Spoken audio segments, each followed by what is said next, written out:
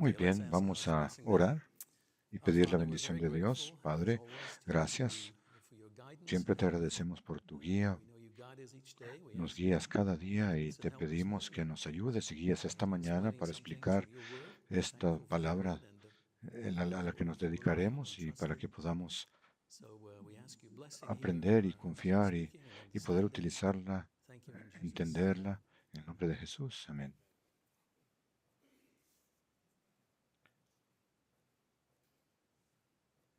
Cuando empecé a ponerle el título a este material, pensé, ¿es en realidad una continuación de lo que hemos hecho antes?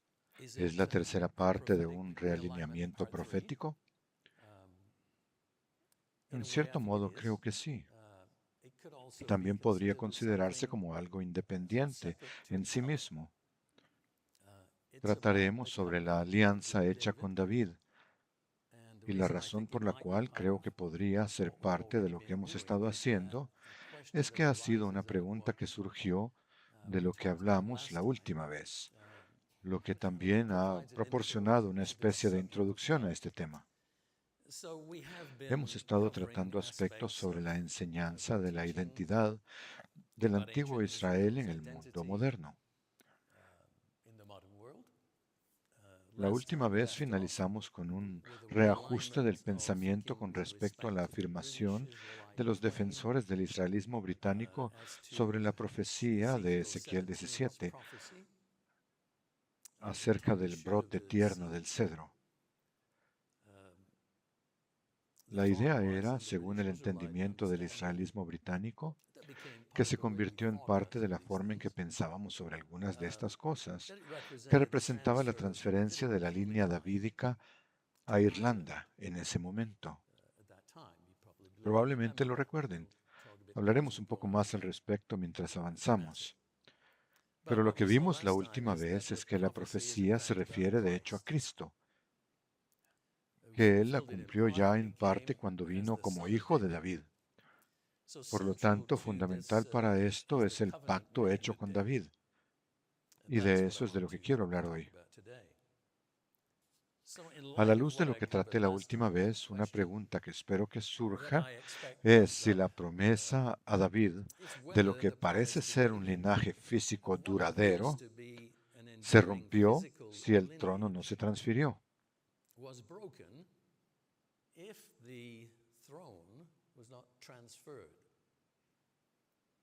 Y si no se transfirió a Europa, ¿qué pasó con él? Antes de ir más lejos, hay una escritura que tenemos que explorar, porque al igual que Ezequiel 17 ha sido parte del argumento del israelismo británico, de que el linaje real de David continúa ininterrumpido hasta el día de hoy en el Reino Unido. Por eso me gustaría que miraran Ezequiel 21. Leeremos los versículos 25 al 27.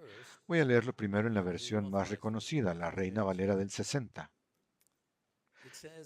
Y tú, profano impío príncipe de Israel, cuyo día ha llegado ya, el tiempo de la consumación de la maldad, así ha dicho el Señor Dios, depón la tiara, quita la corona. Esto no será más así, será exaltado lo bajo y humillado lo alto.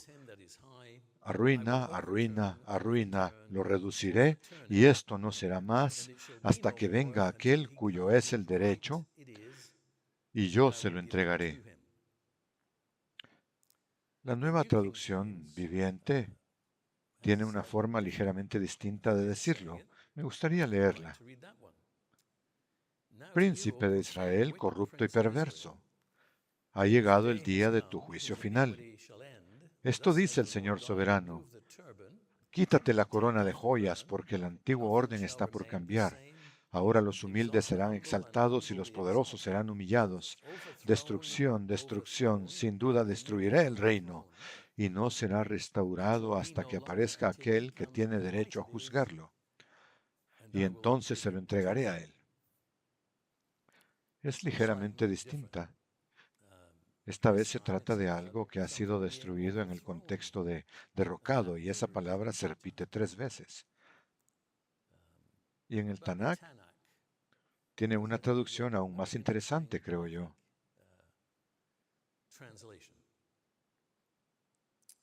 En el Tanakh dice 21, 30, 32, y a ti, oh deshonrado príncipe malvado de Israel, cuyo día ha llegado, el tiempo fijado para tu castigo, así ha dicho el Señor Dios, quítate el turbante y levántate la corona.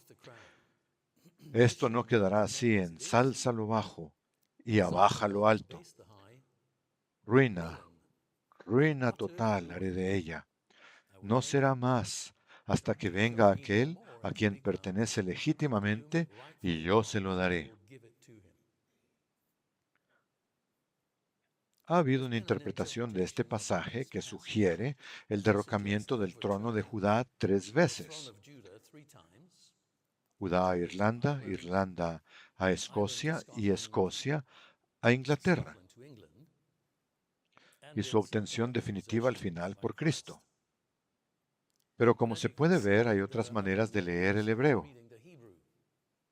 Es interesante que el Tanakh no se ajusta en ningún momento a derribar o derrocar, sino solo a ruina.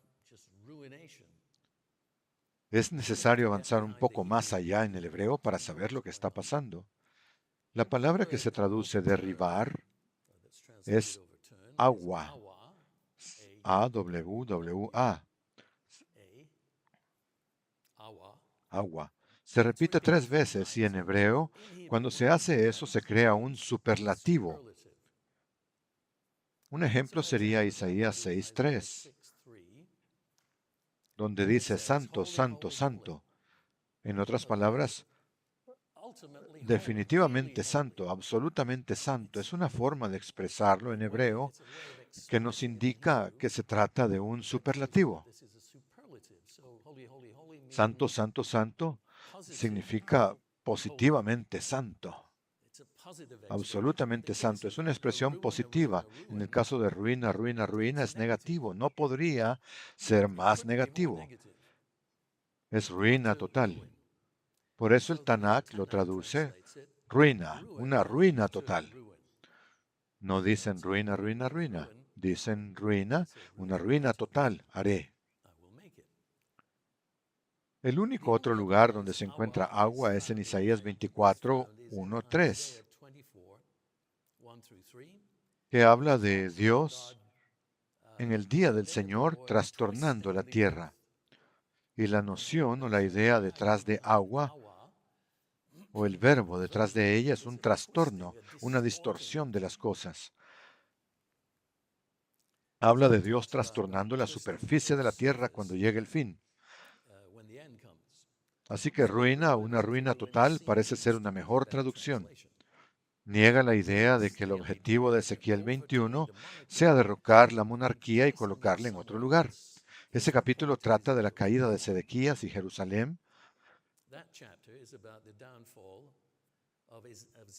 Sedequías y Jerusalén en los días de Nabucodonosor. En realidad está diciendo que la monarquía en Judá está acabada y que viene el cautiverio.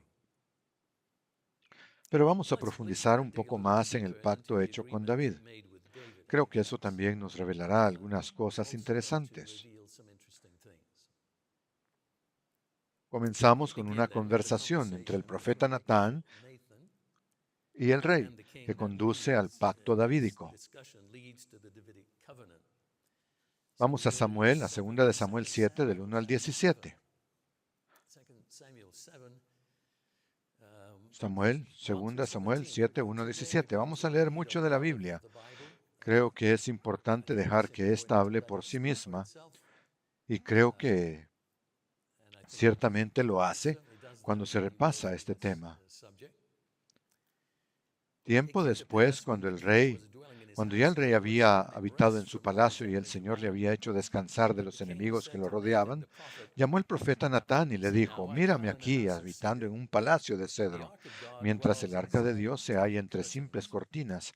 Y Natán le respondió: pues haz ya todo lo que te has propuesto, porque el Señor está contigo. Parece como si Natán dijera: sí, deberías hacerlo. Es una buena idea. ¿Por qué no lo haces? Pero esa misma noche la palabra del Señor vino a Natán y le dijo: Ve y dile de mi parte a mi siervo David, ¿tú me vas a construir una casa para que yo la habite? Desde que saqué de Egipto al pueblo de Israel y hasta la fecha no he vivido en ninguna casa, más bien he estado en tiendas de campaña y en tabernáculos. Natán tuvo una idea, pero Dios dice, no, no es así en absoluto. Eso no. Creo que es un comentario importante sobre un hombre de Dios que da consejos. Pero si en realidad no es lo que Dios quiere, Dios lo cambiará, ¿no es así? Aún un profeta puede cometer ese tipo de error, incluso un profeta honesto y bueno. 7. En todo el tiempo en que he andado con el pueblo de Israel, hay tribus a las que les he pedido encargarse de apacentar a mi pueblo.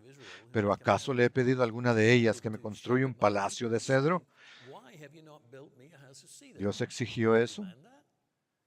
¿Alguna vez dijo eso? Dile también de mi parte, yo, el Señor de los ejércitos, te saqué del redil y te quité de andar tras las ovejas para ponerte a gobernar a mi pueblo Israel. Yo he estado contigo por donde quiera que has andado. He destruido a los enemigos que has enfrentado y te he rodeado de gran fama. Te he hecho famoso entre los famosos. Además, ya he preparado para mi pueblo Israel un lugar donde se establezca, para que viva en paz y nadie lo mueva de ahí, ni los malvados lo aflijan como antes lo hicieron.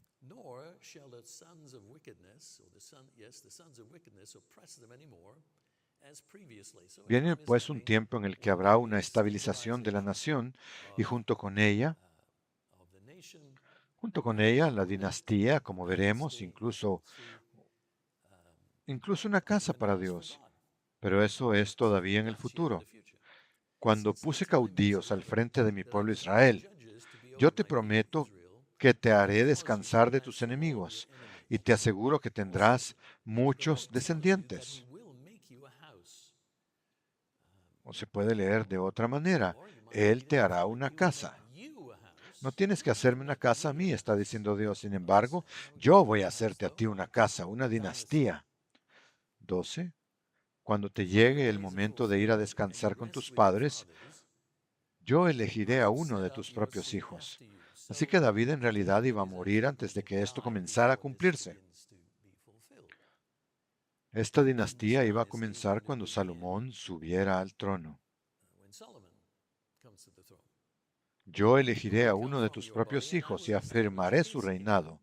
Será él quien me edifique un templo y afirmaré su trono para siempre.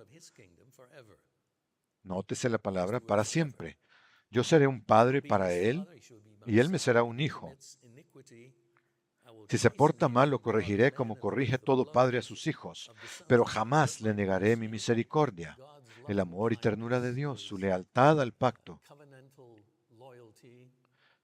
como se la negué a Saúl, a quien quité de tu presencia. Tus descendientes vivirán seguros y afirmaré tu trono, el cual permanecerá para siempre. Y Natán le comunicó a David todas y cada una de estas palabras y de esta visión. Aquí vemos que lo que se promete para siempre a perpetuidad, es una dinastía, un reino, representado por un trono, y la continuidad de la fidelidad de Dios. La palabra hebrea que se traduce para siempre es la palabra olam, O-L-A-M, a la que ya nos hemos referido anteriormente. Es una palabra muy amplia.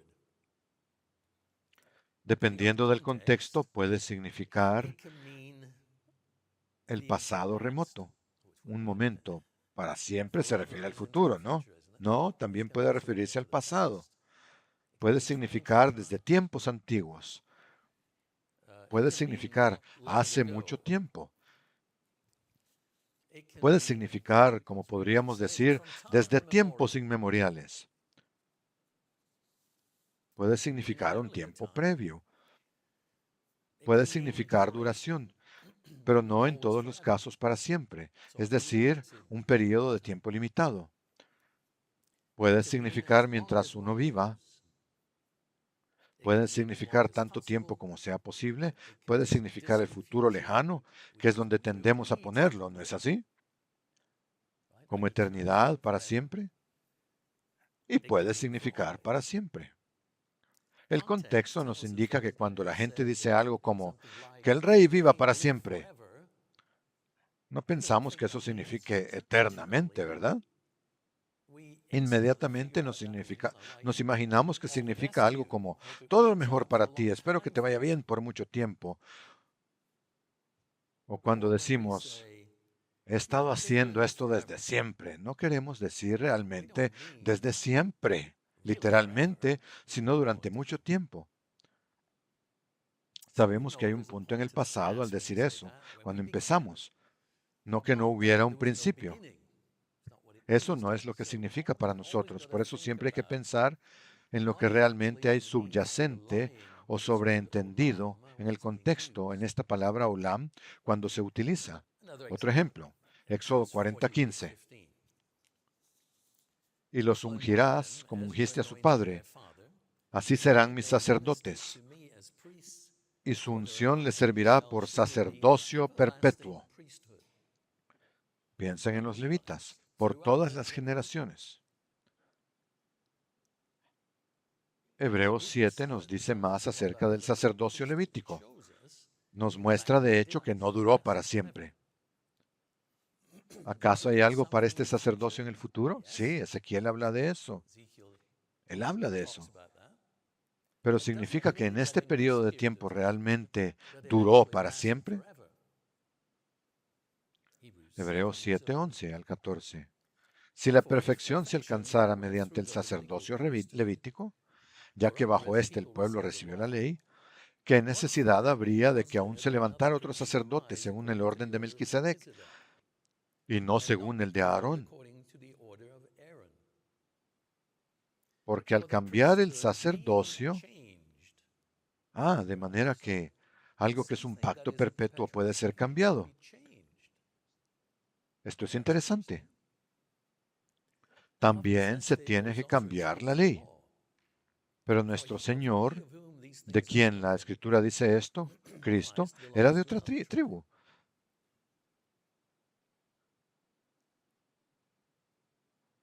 de la cual nadie sirvió al altar.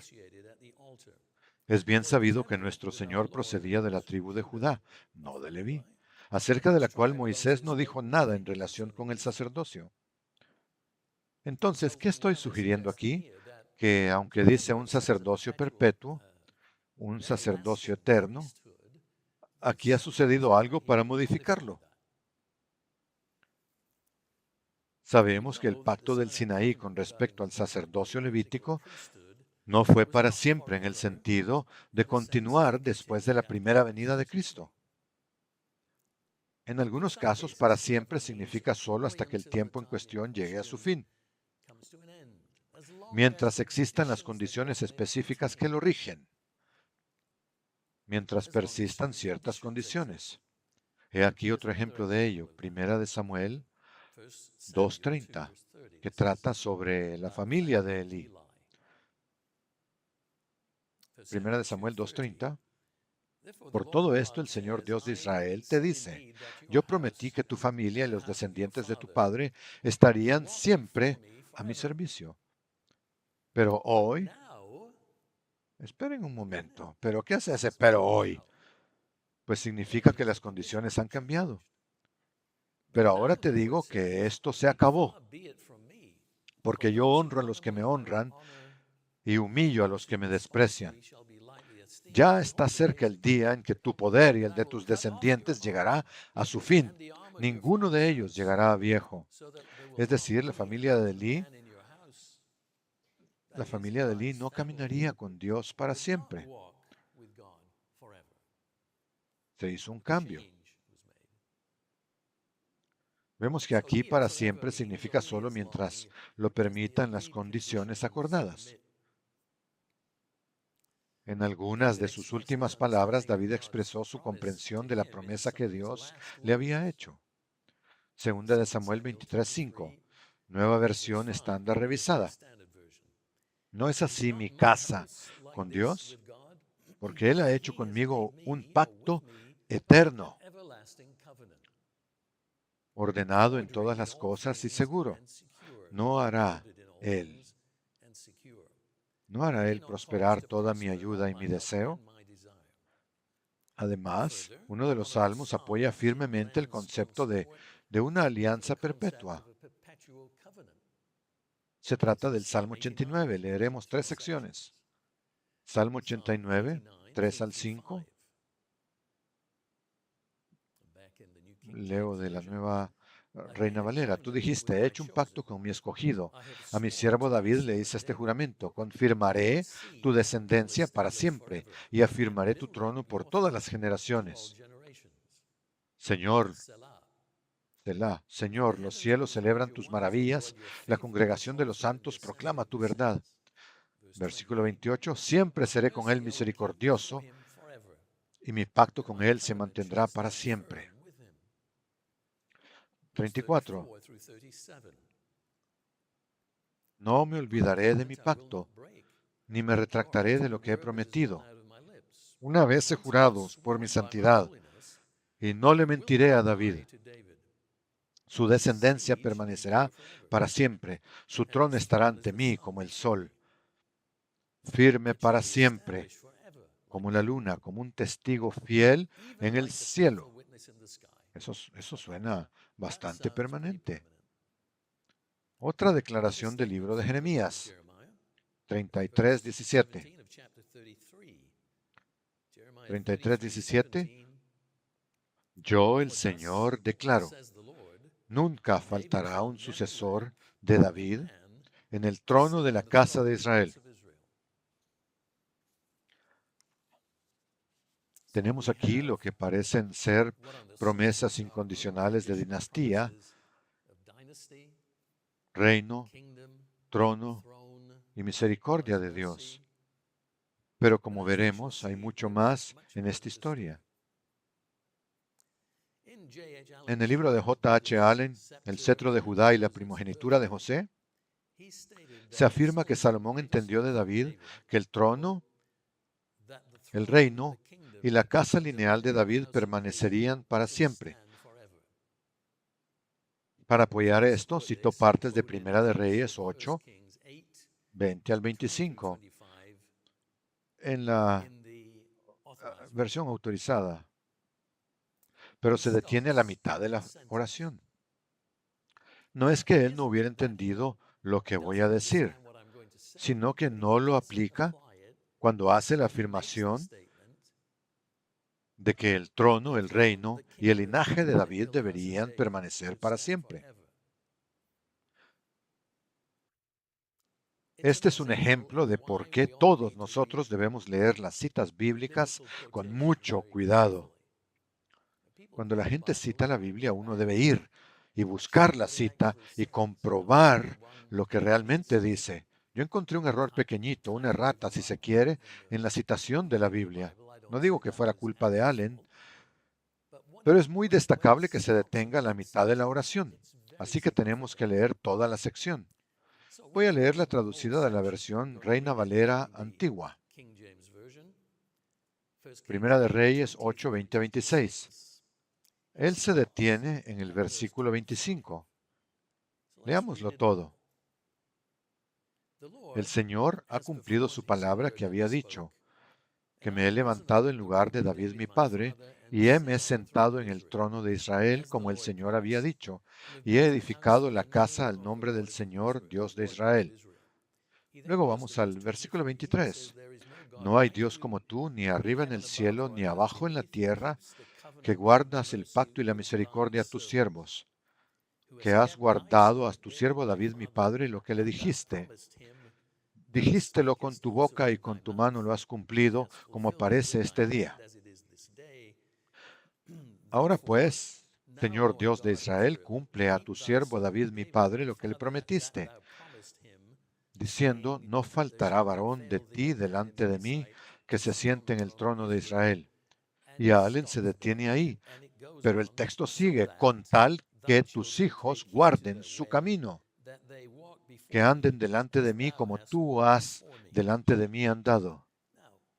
Ahora, podrían pensar, a un momento, ¿qué está usted queriendo decir? Bueno, en realidad está escondido en la versión Reina Valera antigua, cuando dice, con tal que tus hijos cuiden su camino.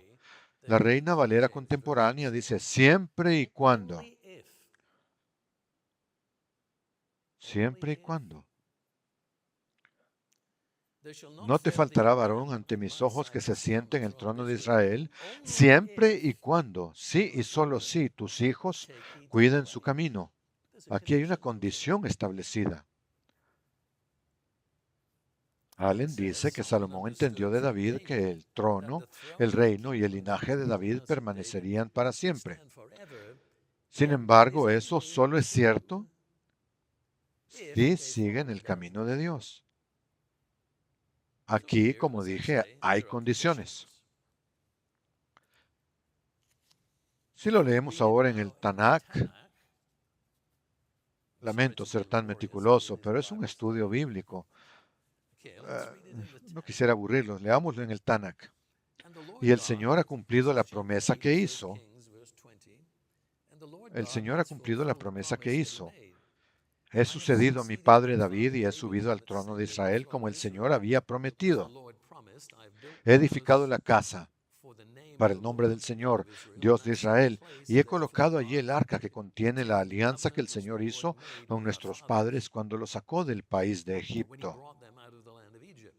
Entonces Salomón, de pie ante el altar del Señor, en presencia de toda la comunidad de Israel, extendió las palmas de sus manos hacia el cielo y dijo, Señor, Dios de Israel, en los cielos de arriba y en la tierra de abajo no hay Dios como tú, que mantienes tu bondadosa alianza con tus siervos cuando ellos caminan ante ti con devoción de todo corazón. Tú que has mantenido las promesas que hiciste a tu siervo, mi padre David, cumpliendo con hechos la promesa que hiciste, como ahora sucede. Y ahora, oh Señor, Dios de Israel, mantén la promesa adicional que hiciste a tu siervo, mi padre David. Tu linaje en el trono de Israel no terminará nunca, si tan solo tus descendientes miran su camino y caminan delante de mí, como tú has caminado delante de mí. Ahora pues, oh Dios de Israel, que se cumpla la promesa que hiciste a tu siervo, mi padre David. Esta condición, sí y solo sí, aparece en otras escrituras, se confirma en otros lugares. Cuando David estaba al final de su vida, le habló a Salomón sobre lo que se requería de él como sucesor. Primera de Reyes 2, del 1 al 4. En los 2, 1 al 4, en los últimos momentos de su vida, el rey David le recomendó a Salomón su hijo, estoy por recorrer la senda de todos los mortales, ánimo y pórtate como todo un hombre. Ánimo. Cumple los mandamientos del Señor tu Dios y no te apartes de sus caminos. Sigue sus sendas y cumple con sus leyes y preceptos tal y como están escritos en la ley de Moisés. Así prosperarás en todo lo que hagas y en todo lo que emprendas.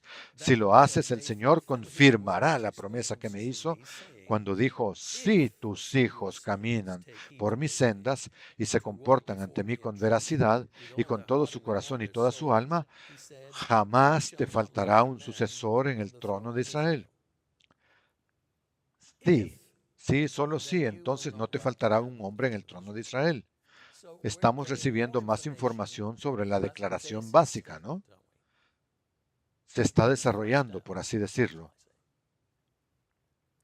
La continuación de la dinastía física dependía de la fidelidad. Más tarde, cuando Salomón terminó de construir el templo, Dios se le apareció. Primera de Reyes 9, 3 al 7. Y le dijo, he escuchado las oraciones y ruegos que has hecho delante de mí. Y he santificado el templo que tú construiste para que mi nombre esté siempre allí, y ahí estarán siempre presentes mi corazón y mis ojos. Si tú te conduces como tu padre David, que me honró de todo corazón y fue justo, y cumples con todo lo que yo te he mandado, y obedeces mis estatutos y decretos, entonces yo afirmaré tu reinado sobre mi pueblo Israel, porque así se lo prometí a tu padre. Yo le dije, nunca faltará un descendiente tuyo en el trono de Israel. Más detalles tras esta afirmación. Pero si ustedes y los hijos de ustedes se rebelan y se empeñan en apartarse de mí y desobedecen los mandamientos y estatutos que he puesto ante ustedes y se van a servir y adorar a dioses ajenos, yo entonces arrancaré al pueblo de Israel de la tierra que le di por herencia y abandonaré este templo que fue edificado en mi honor y que yo consagré. Eso fue lo que pasó, ¿no? Y todas las naciones se burlarán de Israel. Sabemos que esto sucedió finalmente cuando los asirios llevaron cautivas a las tribus del norte y luego los babilonios vinieron y destruyeron Jerusalén y derrocaron al trono y deportaron al pueblo. La misma condicionalidad aparece en el libro de los Salmos. Salmos 132, 11 y 12. 132, 11 y 12. El Señor le dijo a David un juramento, del cual no va a retractarse. A tus hijos los pondré en tu trono, si ellos obedecen mi pacto. Yo les enseñaré mis testimonios, y también sus hijos y descendientes te sucederán en el trono para siempre. Sí, sí, solo sí, con tal que en la versión del cronista de la historia de Israel tenemos más o menos el mismo tono. Leemos lo siguiente acerca de Salomón. Primera de Crónicas 22, 10 al 13.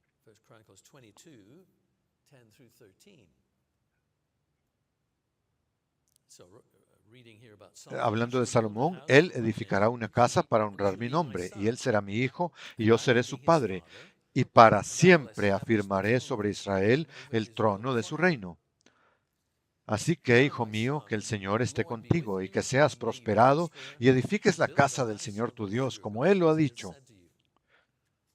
Que el Señor te dé entendimiento y prudencia para que cuando gobiernes a Israel cumplas la ley del Señor tu Dios.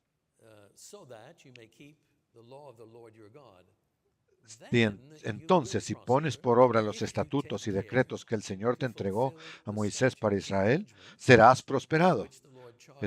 Esfuérzate y cobra ánimo. No temas ni desmayes.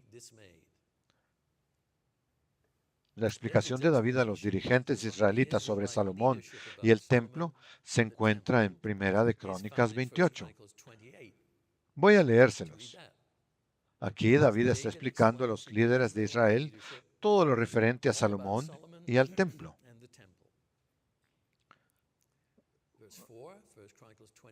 Sin embargo, el Señor, el Dios de Israel, me eligió entre toda la casa de mi padre para que fuera yo rey de Israel para siempre.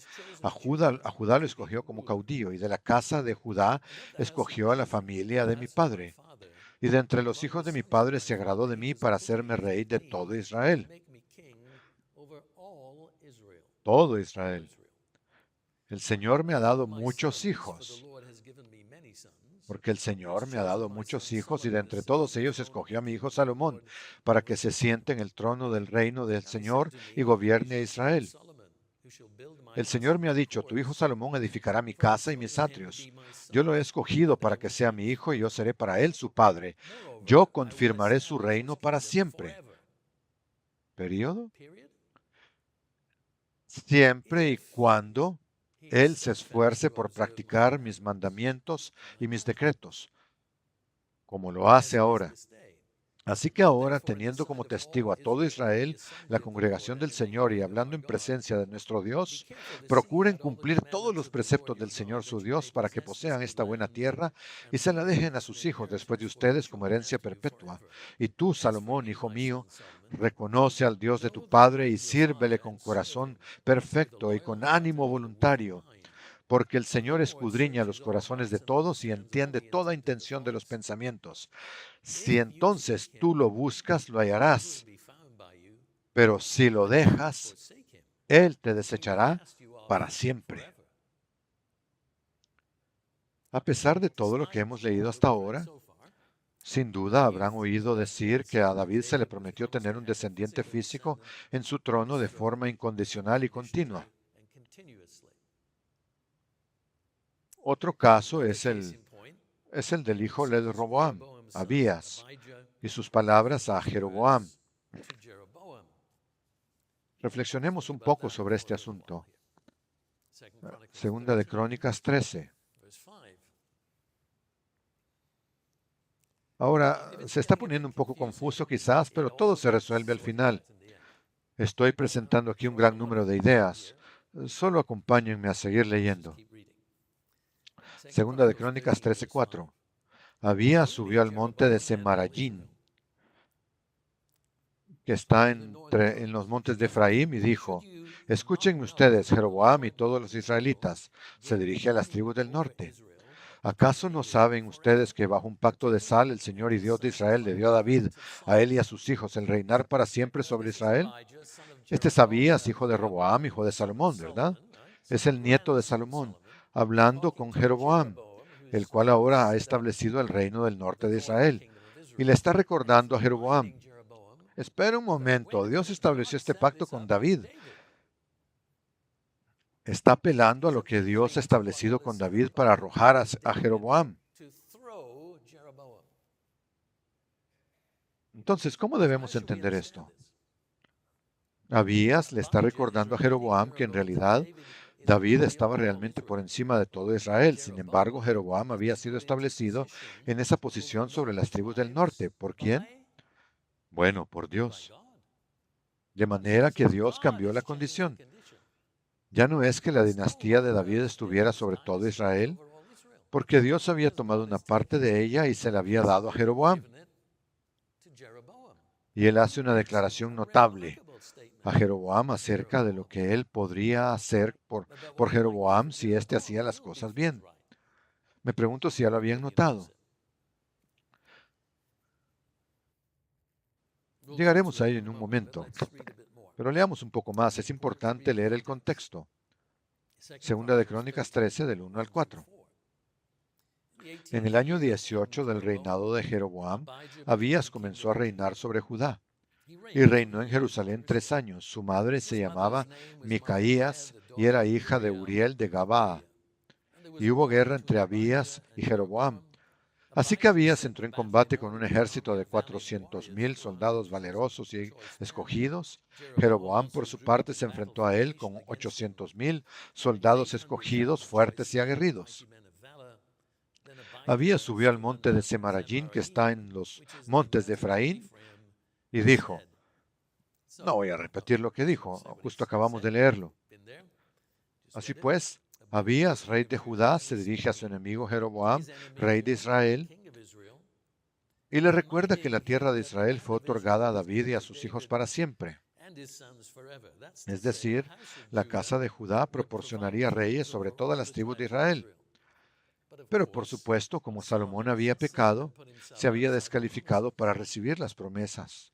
El reino de Israel se dividió entre Jeroboam, un antiguo siervo de Salomón, que gobernó las tribus del norte, y el hijo de Salomón, Roboam, que proporcionó un pobre liderazgo y gobernó Judá.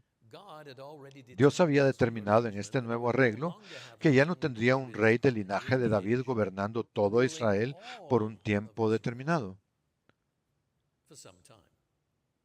El linaje de David ya no estaba gobernando sobre todo Israel. De hecho, Dios le había dicho a Jeroboam que si hacía las cosas apropiadamente, tendría un linaje como el de David. Primera de Reyes 11, del 26 al 40. Primera de Reyes 11.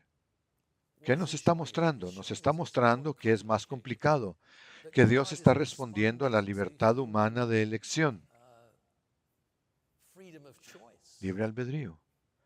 Dios ha prometido esto, pero los seres humanos hacen esto otro, así que Dios entonces hace esto otro. Dios siempre está en control de todo, pero significa que no siempre puede mantener lo que dijo que sería para siempre si las condiciones cambian.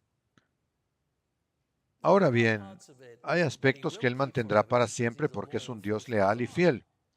Las bondades de Dios, las bondades seguras para David nunca terminan, pero otras cosas sí cambian.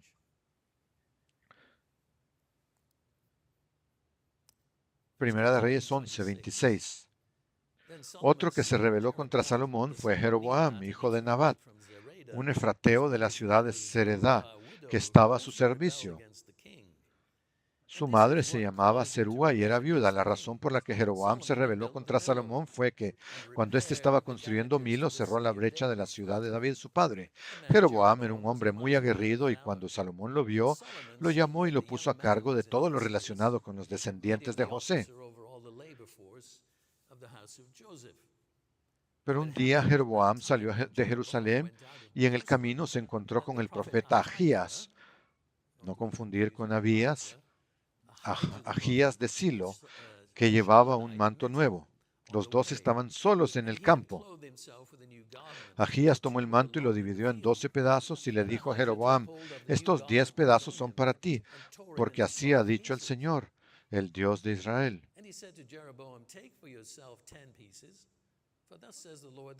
Voy a dividir el reino de Salomón, y a ti voy a darte 10 tribus, y a Salomón voy a dejarle una sola tribu por causa de mi siervo David, su padre, y de Jerusalén, la ciudad que yo elegí de entre todas las ciudades de Israel. Si se están preguntando, son 10 más 1, eso es 11, no es 12. Benjamín era parte de Judá, por eso lo dice así. Aquí solo dice una. Y es que me han abandonado y se han entregado al culto de Astoret. Esta es la razón por la cual les fue quitada de las manos de los descendientes de David. Porque en Jerusalén habían estado adorando a diversos dioses falsos. Habían estado practicando la idolatría a un alto nivel. Astoret, la diosa de los sidonios, Quemos, el dios de Moab, y Moloc, el dios de los amonitas. Han abandonado mis caminos y han dejado de hacer lo correcto delante de mis ojos y no han cumplido con mis estatutos y mis decretos, cosa que nunca hizo David su padre. Pero por amor a David su padre no voy a quitarlo todo de la mano de Salomón, a quien yo elegí y quien obedeció mis mandamientos y estatutos. Mientras Salomón viva, no le quitaré el reino, se lo quitaré a su hijo, y tú reinarás sobre 10 tribus. Debido a David, no le quitó el trono para siempre. Al hijo de Salomón le dejaré una tribu para que mi siervo David tenga siempre un descendiente en el trono de Jerusalén, la ciudad que yo escogí para poner en ella mi nombre. Yo te he elegido para que reines sobre Israel y hagas lo que te parezca bien.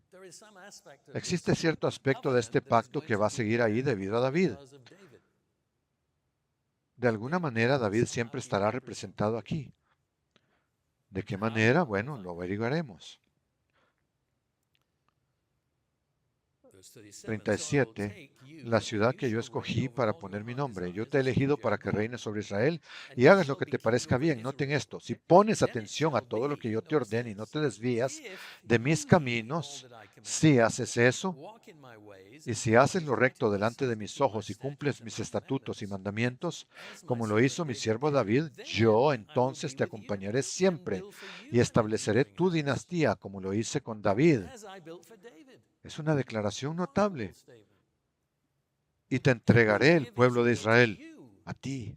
Si eso hubiera sucedido, entonces la promesa de David sobre todo Israel se habría trasladado ahora a Jeroboam. Lo que trae a colación la pregunta: ¿qué significa Olam en ese contexto? Nos muestra que hay que leer con atención, ¿no?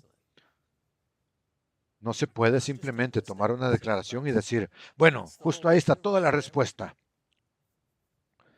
Dios siempre está reaccionando a las condiciones, a lo que está cambiando, porque los seres humanos van a hacer las cosas según su propio pensamiento.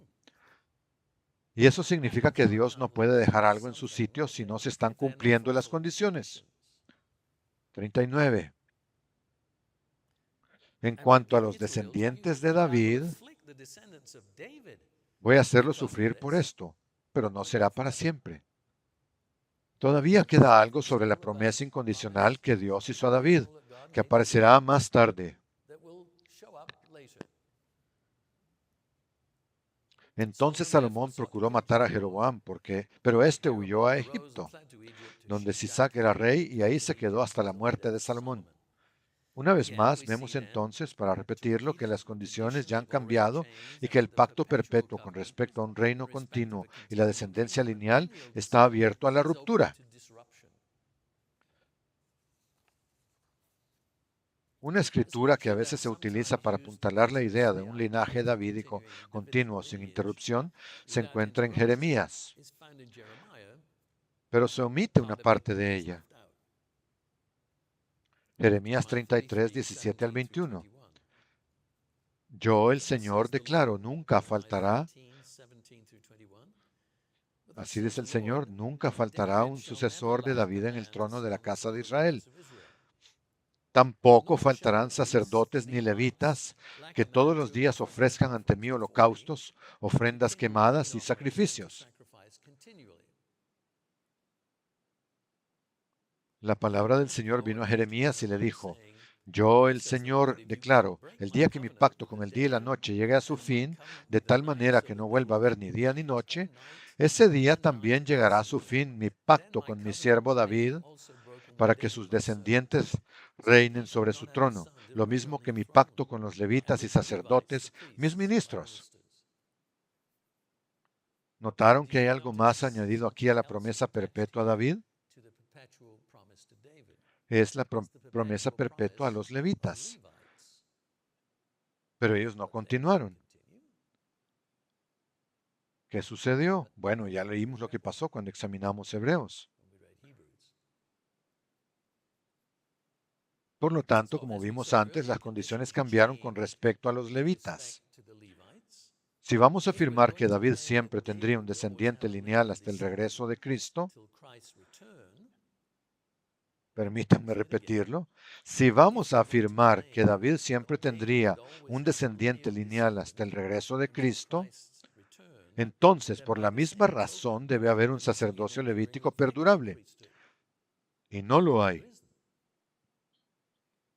Es un rompecabezas. Antes leímos el Salmo 89. También confirma la alianza perpetua. Pero el Salmo está escrito en un momento en que ya ha ocurrido la caída. Así que podríamos leer el Salmo 89 y decir, esto demuestra el pacto perpetuo. Pero si no se entiende el contexto, si no se sigue leyendo hasta la segunda parte del Salmo, uno no se da cuenta de que es una especie de súplica. Por favor, recuerda lo que hiciste antes, lo que dijiste, porque ya se ha derrumbado. Lo leeremos dentro de un momento. Seguimos diciéndolo, ¿no? Contexto, contexto y más contexto. Hay que leer todo el contexto. Y a veces el contexto no es inmediato a lo que se está leyendo. Ya saben, hay otra parte en otro lugar que rellene sus vacíos. Leamos un poco del Salmo 89. Leamos del versículo 34 al 37. Ya mencioné esto antes, creo. No me olvidaré de mi pacto. No lo leímos, así que ahora vamos a continuar. Ni me retractaré de lo que he prometido. Una vez he jurado por mi santidad y no le mentiré a David. Su descendencia permanecerá para siempre. Su trono estará ante mí como el sol, firme para siempre como la luna, como un testigo fiel en el cielo. Pero miren lo que viene a continuación. Pero tú has rechazado a tu ungido, lo has menospreciado, te has enojado con él, has roto el pacto con tu siervo. ¿Qué? Has renunciado al pacto de tu siervo. Has echado por tierra su corona, has derribado todas sus murallas, has destruido sus fortalezas. Todos los que van por el camino lo saquean. Los pueblos vecinos se burlan de él. Has exaltado el poder de sus enemigos, has alegrado a todos sus adversarios. Le quitaste el filo a su espada y no lo levantaste en la batalla. Pusiste fin a su motivo de orgullo. y echaste por tierra su trono.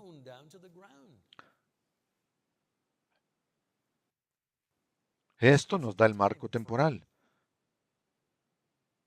La apelación al pacto perpetuo es, por favor, ayúdanos. Esto es lo que prometiste, pero esto es lo que ha pasado. Muestra de nuevo que las condiciones cambian. Demos a continuación un viraje para ver cómo se resuelve esta aparente contradicción. Cuando hablamos de Ezequiel 17, vimos que la promesa era la venida del Mesías. A eso se refería el cedro y la rama. Observamos el lenguaje sobre la rama, la ramita y el retoño en referencia a Cristo. Me gustaría leer Isaías 11 del 1 al 2. La Tanakh. Hay otro lenguaje en otras partes de Isaías. Hay otro lenguaje en otras partes de la Biblia, no solo Ezequiel 17, que se refiere a un retoño y cosas como estas, y todas se refieren al Mesías. Isaías 11, 1, pero del tronco de Isaí brotará un retoño, de su cepa brotará una ramita. El Espíritu del Señor se posará sobre él, un espíritu de sabiduría y perspicacia, un espíritu de consejo y valor, un espíritu de devoción y reverencia al Señor. Todos sabemos de quién está hablando, ¿verdad? Está hablando de Cristo, ¿no es así? Jeremías 23:5, Tanakh. He aquí, viene tiempo, declara el Señor, en que levantaré una verdadera rama del linaje de David. Una verdadera rama del linaje de David. Reinará como rey, y prosperará y hará todo lo que es justo y recto en la tierra. Retomemos este tema en el Evangelio de Lucas. Estamos viendo en Lucas 1:26, estamos viendo cómo esta promesa a David se va a resolver, así como las contradicciones que hemos señalado, y sin embargo hay una promesa que sigue existiendo. ¿Cómo se va a resolver? Siempre dejaré una lámpara en Jerusalén.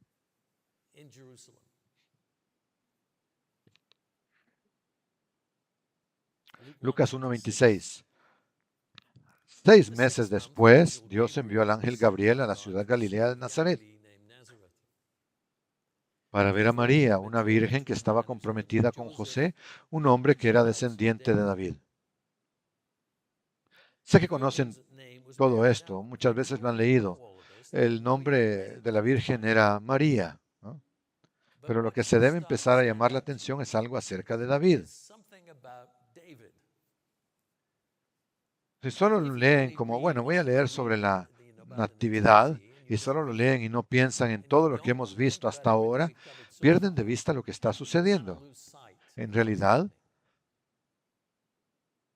todo está encajando. El ángel, el nombre de la Virgen era María, el ángel entró en donde estaba ella y le dijo, salve, muy favorecida, el Señor está contigo. Yo diría que se puede argumentar con bastante fuerza que ella también era de la casa de David, aunque la Biblia estrictamente hablando no lo dice, pero parece ser así. Es una de esas cosas un poco difíciles de precisar, pero creo que está bastante claro que lo era. Cuando ella escuchó estas palabras, se sorprendió y le preguntaba qué clase de saludo era ese. El ángel le dijo, María, no temas, Dios te ha concedido su gracia. Vas a quedar encinta y darás a luz un hijo y le pondrás por nombre Jesús. Este será un gran hombre y lo llamarán Hijo del Altísimo. Dios el Señor le dará el trono de David, su padre. Él le dará este trono. Ahora, la razón por la que creo que ella era de la casa de David es que ella era su madre. Él no era de la casa de David por su padre, excepto legalmente. Su padre era de la casa de David, eso está claro y eso está declarado. Esto es una especie de reclamo legal de ser de la casa de David. Pero si se busca una reivindicación física de ser de la casa de David, tiene que ser a través de María. Algunas personas piensan que la genealogía de Mateo y la de Lucas demuestran los dos lados de este argumento. Es una de esas cosas que se debaten, pero eso es básicamente lo que se dice de esas dos genealogías, sin entrar en complejidades al respecto. 33, y reinará sobre la casa de Jacob para siempre, la casa de Israel, y su reino no tendrá fin. Así que el proceso de Cristo asumiendo el trono de David comienza en su nacimiento. No comienza después, comienza porque Él es el hijo de David y Él tendrá el trono. En la genealogía de Mateo notamos, como digo, que Jesús es legalmente de la casa de Judá a través de José, su padre. Noten en Mateo 1:1 que su primer título es Mesías. Su segundo título es Hijo de David. Y observen que su linaje se traza a través de 3 grupos de 14 generaciones. Ahora, algunas cosas se omiten para hacer números iguales de 14. Es una versión estilizada, por así decirlo, de su genealogía. Podríamos decir, pero esa no es toda la historia. Necesitamos más, necesito más. Estaríamos en apuros para obtener algo más, porque eso es todo con lo que contamos. Si tenemos 3 grupos de 14, ¿podría haber alguna otra razón para organizarlo de esa manera? Y cuando nos adentremos en su organización nos daremos cuenta de algo interesante. Y vamos a ver lo que es. Notarán que la línea de David se menciona en todas partes. Mateo 1:17. De manera que todas las generaciones desde Abraham hasta David son 14. De David hasta la deportación a Babilonia, 14. Y desde la deportación a Babilonia hasta Cristo, 14 generaciones. La primera serie de 14 termina con el rey David, hijo de Isaí, como elemento distintivo. La segunda serie de 14 generaciones comienza con David y Salomón y continúa a través de Roboam. Es útil recordar aquí que el reino unificado de Israel bajo David y luego Salomón se había reducido al reino de Judá, compuesto por una o dos tribus en ese punto. El reino del norte no se menciona, aunque desapareció antes de que los babilonios entraran en escena. La línea real davídica continúa durante el cautiverio en Babilonia y llegamos al final de la segunda serie de 14 generaciones. Mateo 1:11. En el tiempo de la deportación a Babilonia, Josías engendró a Jeconías, también conocido como Joaquín, y a sus hermanos. Esto es visto como un elemento distintivo importante en medio de toda esta organización de generaciones. Hay marcadores ahí, hay puntos que marcan.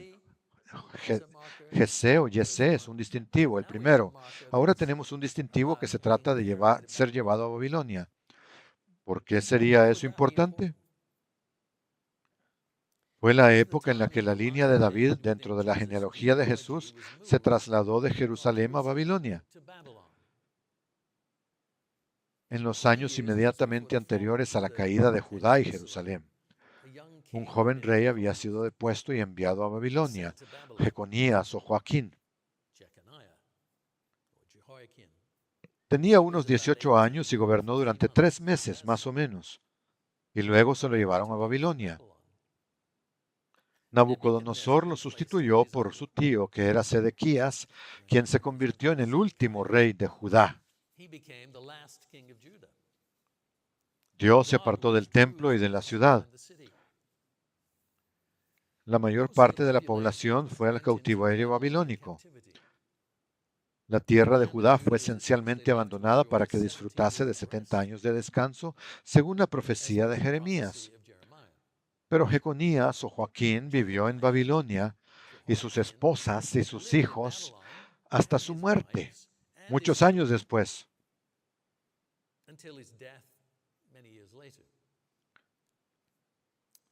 Aquí tenemos una continuación de la línea de David, dentro de la línea de Cristo, que va a través de Jeconías en Babilonia.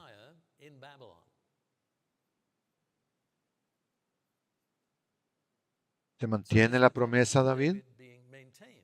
Yo diría que hay evidencia de una dinastía que se mantiene.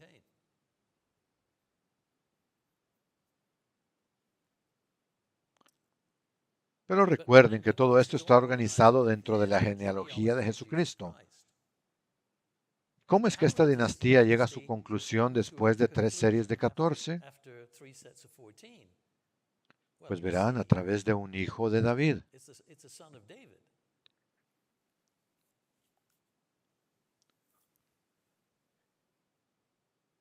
Obsérvese que Jeconías también figura al principio de la tercera serie de antepasados en Mateo 1. Después de la deportación a Babilonia, Jeconías engendró a Salatiel. ¿Dónde hemos oído ese nombre antes? Pues aparece en el libro de Esdras. ¿Qué tiene importante Salatiel? Pues que es el padre de Zorobabel. Tara Babel, semilla de Babilonia, significa nacido en Babilonia. La semilla que regresa de Babilonia y se convierte en el gobernador de Judá, restablecido bajo Esdras y Nehemías.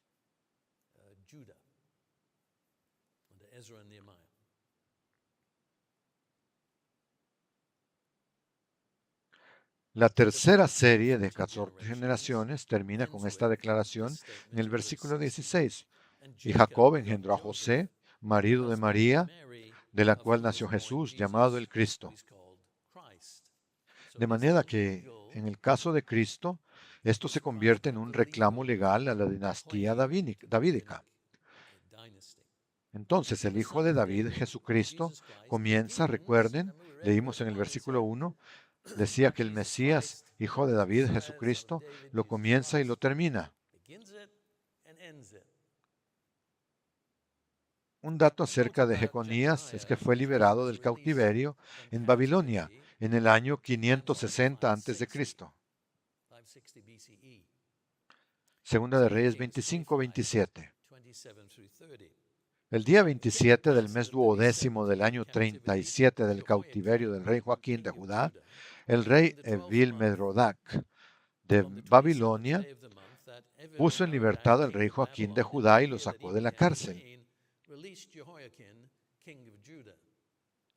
Era el primer año de su reinado. Le habló a Joaquín con mucha bondad y puso su trono por encima de los tronos de los otros reyes que estaban con él en Babilonia.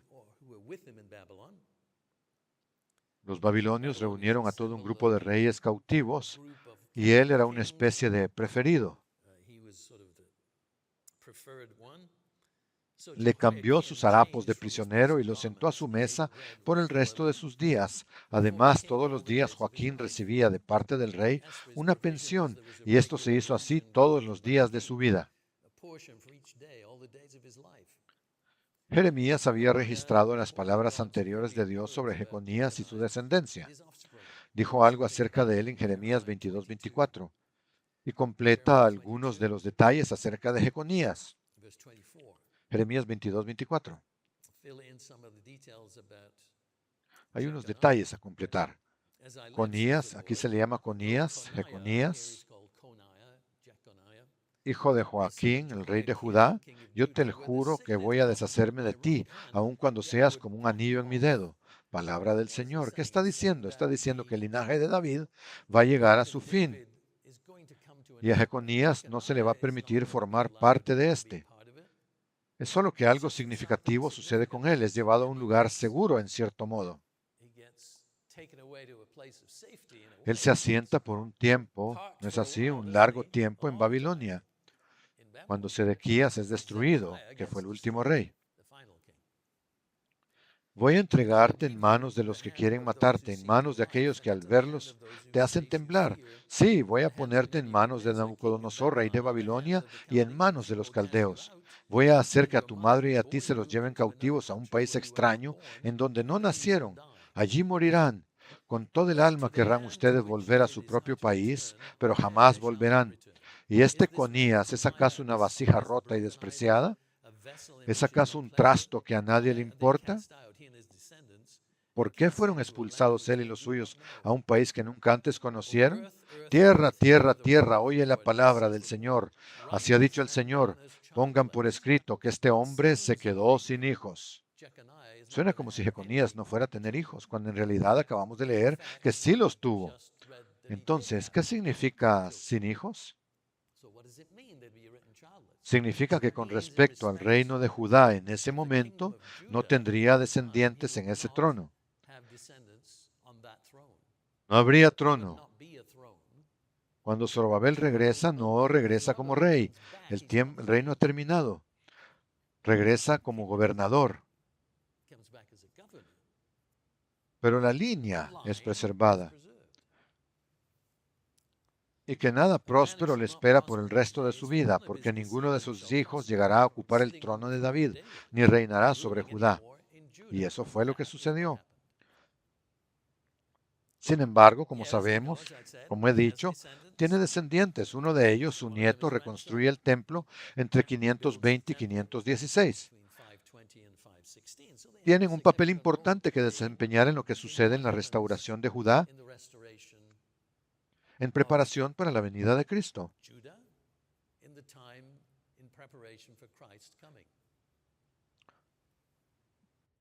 En Daniel 9, fechado en 539, cuando Daniel estaba orando acerca de la profecía de los 70 años de Jeremías sobre la desolación de Jerusalén, sabiendo que el tiempo estaba casi cumplido y buscando entender, se está preguntando a sí mismo, es el 539.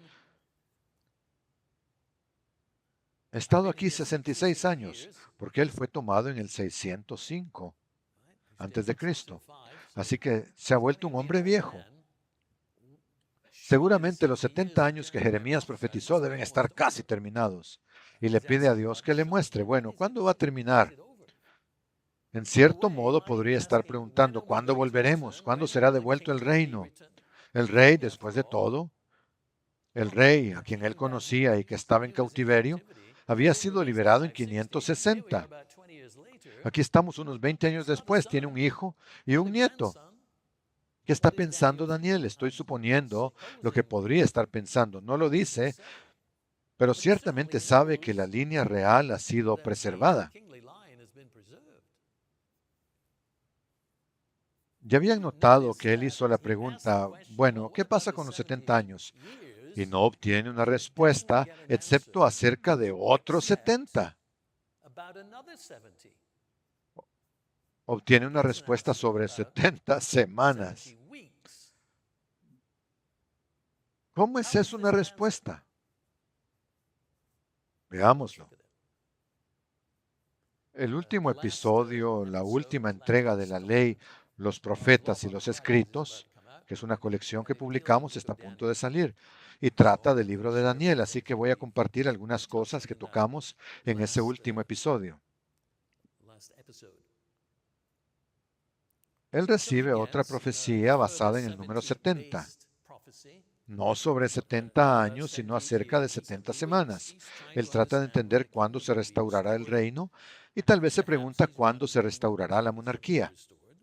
La respuesta a sus preguntas sobre el final de la profecía de los 70 años viene en otra profecía que conecta la restauración de Jerusalén decretada por Artajerjes en el 457 con el comienzo del ministerio de Jesús en el 27 después de Cristo. Así que estas 70 semanas, cuando entendemos su interpretación usando años proféticos,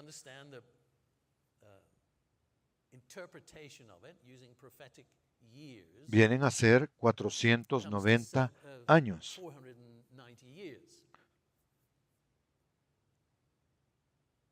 Los 490 años se explican y es un poco complejo, pero lo repasaré aquí en un momento, como lo que nos lleva desde el decreto de Artajerjes para continuar reconstruyendo la ciudad de Jerusalén y nos lleva al comienzo del ministerio de Cristo en el año 27. En cierto modo, la respuesta, si se está preguntando cómo se soluciona todo en Jerusalén, es así es como sucede. Se resuelve porque Cristo viene. Ahora bien, resulta que en este caso la fecha no es el nacimiento de Cristo, sino el comienzo de su ministerio. ¿Cómo se llega hasta ahí? Daniel 9:24. Se ha concedido a tu pueblo y a la santa ciudad un plazo de 70 semanas. El hebreo dice siete, no dice semanas, dice siete, 70 siete, para poner fin a sus pecados y transgresiones. ¿Quieres saber qué va a pasar con tu pueblo? ¿Quieres saber sobre Jerusalén? ¿Quieres saber sobre Judá? ¿Quieres saber cómo se va a resolver todo finalmente? Aquí está la respuesta. Para poner fin a sus pecados y transgresiones, para que expíen su iniquidad. Recuerden que él ha estado orando a Dios por perdón y establezcan la justicia de manera perdurable. Va mucho más allá de la pregunta que ha hecho. Y para que sellen la visión y la profecía. Esta es una enorme introducción de lo que Dios va a hacer en su plan. Así que debes saber y entender que desde que se emitió la orden para restaurar y edificar a Jerusalén, 457 Artajerjes, no Ciro, que es anterior, este es el que sale a reconstruir, a terminar la ciudad. El templo ya está construido.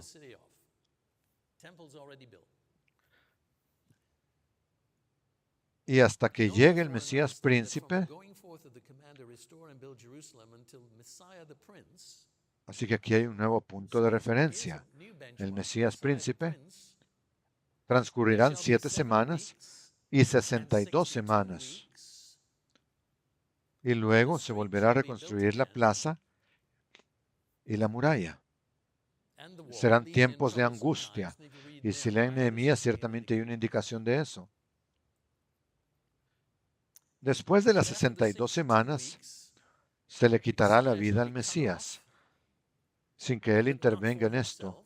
Y el pueblo de un príncipe que está por venir destruirá la ciudad y el santuario. El fin vendrá como una inundación y habrá destrucción hasta que la guerra termine. Durante una semana ese príncipe confirmará su pacto con muchos, pero a la mitad de la semana suspenderá los sacrificios y las ofrendas. Después de muchas cosas repugnantes vendrá el destructor hasta que llegue el fin y caiga sobre el desolador lo que está determinado que le sobrevenga. Una profecía muy compleja, difícil de entender y que necesita algo de esfuerzo, pero se puede entender. 70 semanas sabáticas, 70 por 7 semanas de años. Son 490 años, ¿correcto? Tenemos 7, 62 más una semana, o sea, 7 semanas, 62 semanas y una semana, 70, 490 años. Este periodo se divide en 7, 62 y 1 y comienza desde la salida de la orden de restaurar y de edificar Jerusalén, cuando la calle, hebreo Rehov, plaza abierta, será reedificada y el muro, hebreo Harus, zanja, foso, aún en tiempos difíciles.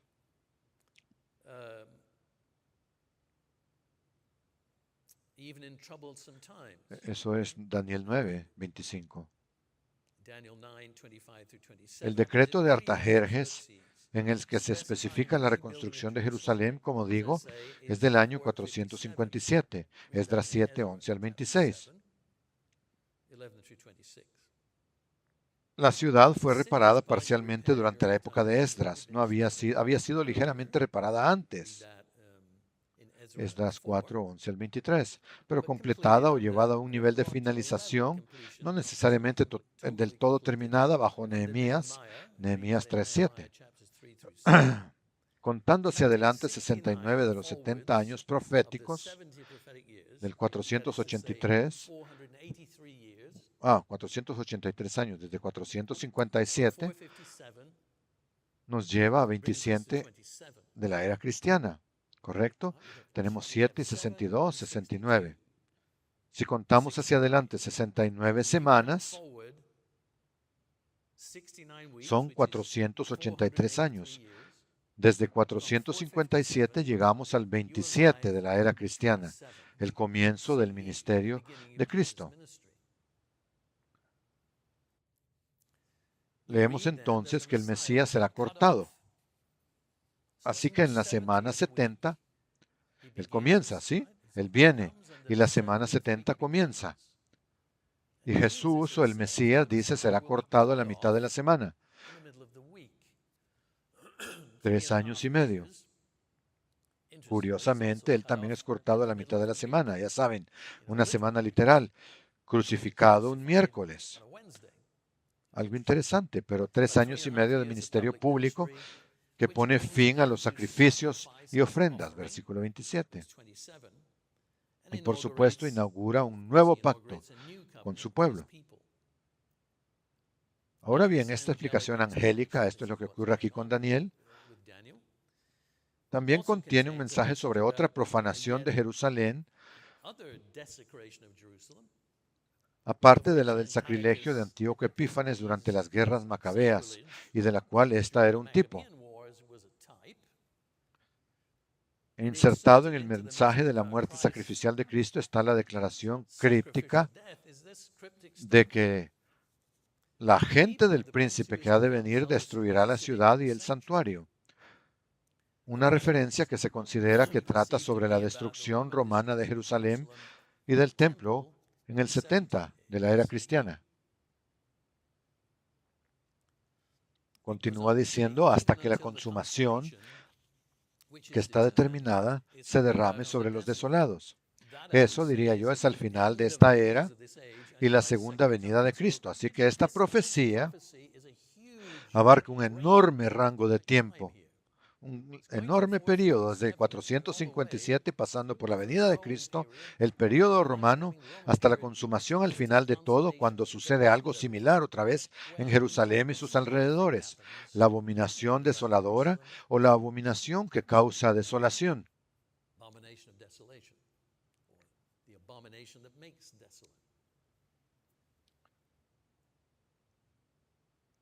La respuesta a la pregunta de Daniel sobre la restauración de Israel en su tiempo se refiere a la venida del Mesías, primera y segunda, el cumplimiento de la promesa hecha a David.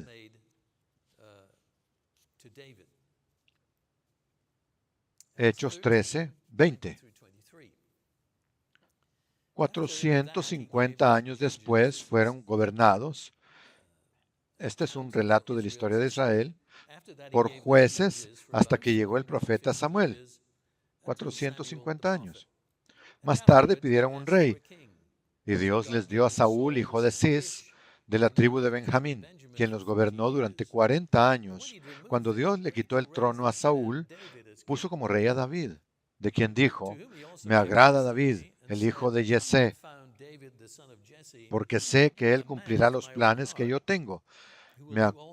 De acuerdo con su promesa, Dios levantó de la descendencia de David un Salvador para Israel, que es Jesús. Aquí empezamos a conectar de nuevo con la promesa hecha a David. La promesa dinástica hecha a David se introduce ahora en este relato en la historia de Jesús.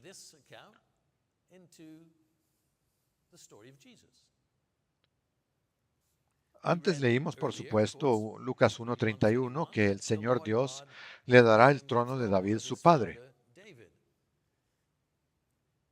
Aquí en Hechos 13 leemos que de la descendencia de David, según la promesa, Dios suscitó para Israel un Salvador, Jesús. Durante su ministerio terrenal y justo antes de su crucifixión, Jesús fue reconocido como el Rey de Israel. Juan 12:13, en cumplimiento de una profecía en Zacarías 9:9. He aquí el relato de Mateo sobre este cumplimiento. Mateo 21, 1 al 11. Cuando se acercaban a Jerusalén y llegaron a Betfagé, al monte de los olivos, Jesús envió a 2 de sus discípulos y les dijo: vayan a la aldea que tienen ante ustedes. Ahí encontrarán una burra atada junto con un burrito. Desátenla y tráiganmelos. Si alguien les dice algo, respóndanle: el Señor los necesita, luego los devolverá. Esto sucedió para que se cumpliera lo dicho por el profeta Zacarías. Digan a la hija de Sión: tu rey viene a ti. Nunca habrá un momento en que, hasta que Cristo venga, Sión, Jerusalén, no esté en el centro de esto. Esta lámpara que está allí se indica de nuevo aquí. Manso y sentado sobre una burra, sobre un burrito, hijo de animal de carga. Los discípulos fueron e hicieron tal como Jesús les mandó, trajeron la burra y el burrito, pusieron sobre ellos sus mantos y él se sentó encima.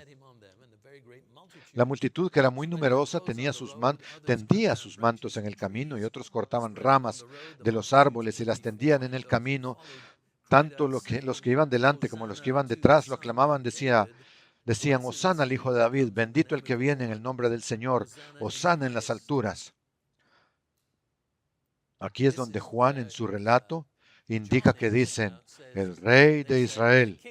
Juan 12:13.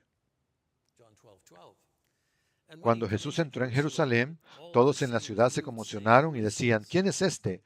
La multitud decía: este es Jesús, el profeta de Nazaret de Galilea. Pero se le reconoce como el Rey venidero.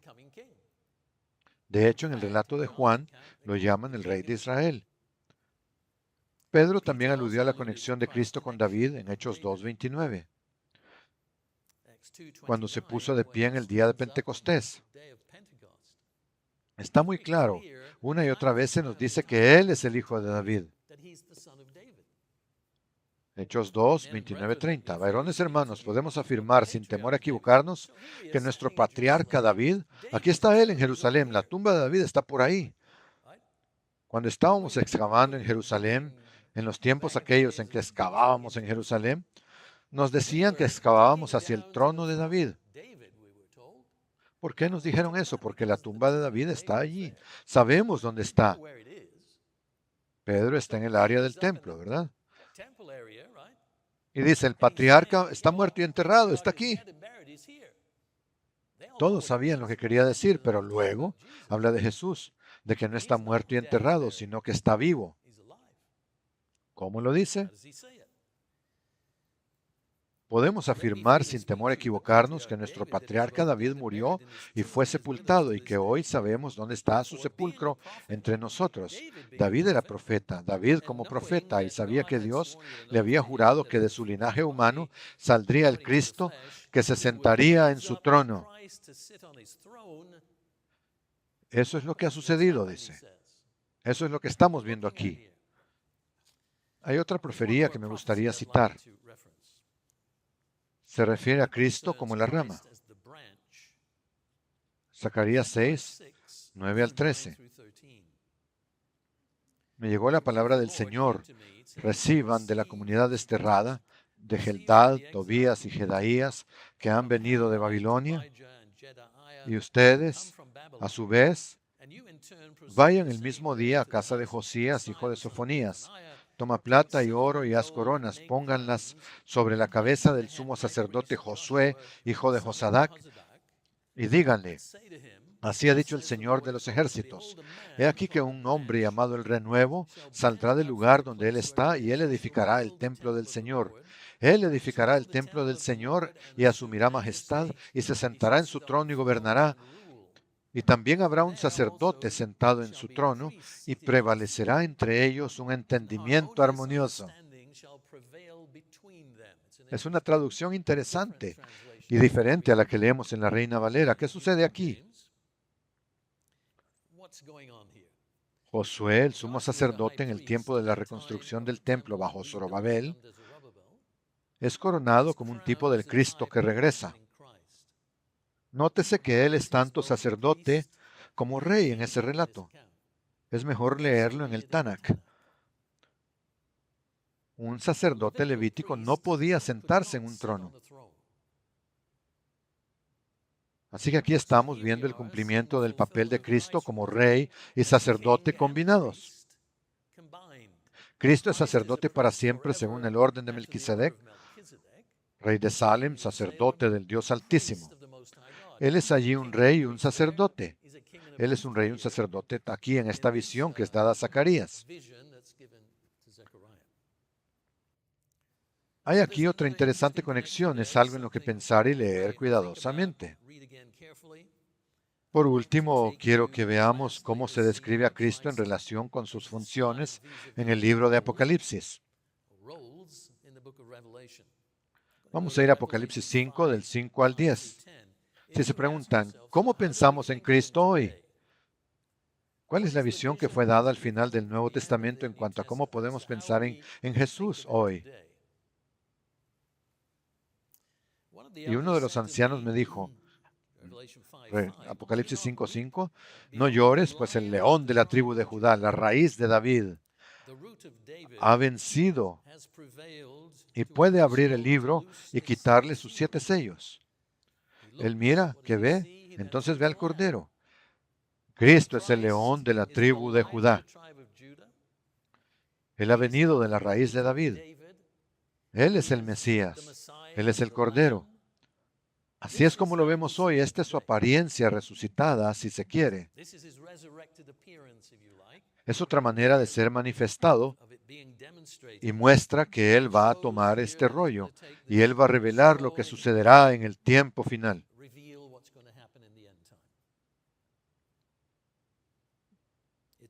Versículo 8, tan pronto como lo tomó, los 4 seres vivientes y los 24 ancianos se arrodillaron ante el Cordero. Todos llevaban arpas y también copas de oro llenas de incienso, que son las oraciones de los santos, y entonaban un cántico nuevo que decía, digno eres de tomar el libro y abrir sus sellos, porque fuiste inmolado. Con tu sangre redimiste para Dios gente de toda raza, lengua, pueblo y nación, y para nuestro Dios los hiciste iguales, reyes y sacerdotes. Estos temas siguen resonando aquí. ¿Cuál es su futuro y cuál es mi futuro? Reyes y sacerdotes, y reinarán sobre la tierra. Cristo es rey según el linaje de David y sumo sacerdote, cuyo sacrificio fue de hecho él mismo. El libro de Apocalipsis termina con la descripción actual de Jesús para la iglesia. Yo diría que es muy parecida a la que acabamos de leer, pero aquí hay otra más. Apocalipsis 22:16. Yo, Jesús, he enviado a mi ángel para que les dé a ustedes testimonio acerca de estas cosas que tratan de las iglesias. Yo soy la raíz y el linaje de David. Una de las últimas cosas que dice virtualmente. La estrella resplandeciente de la mañana. ¿Cómo podría yo resumir todo esto? Debe quedar claro, creo yo, que el pacto hecho con David de una dinastía continua no significa una línea continua de reyes físicos desde alrededor del año 1000 a.C. hasta el momento presente. Después de que Cristo vino, eso no es necesario en ningún caso, porque Él ya ha comenzado a tomar su lugar como el hijo de David en el trono. Él es el hijo de David en el trono. Simplemente comienza en su primera venida y se cumple, ya sabemos, la plenitud del cumplimiento está cerca en su segunda venida. No necesitamos un linaje físico al cual David pueda regresar. Él lo recibió, por así decirlo, cuando vino la primera vez. Y Él lo consuma cuando viene la segunda vez. Esos reyes de aquel entonces, buenos y malos, continuaron hasta los cautiverios asirio y babilónico. El aspecto perpetuo del pacto de un gobernante según el linaje de David se cumplió en la primera venida de Cristo y continuará después de su segunda venida o a su regreso. Creo que la próxima vez trabajaremos un poco más a fondo en el libro de Daniel. Gracias por venir.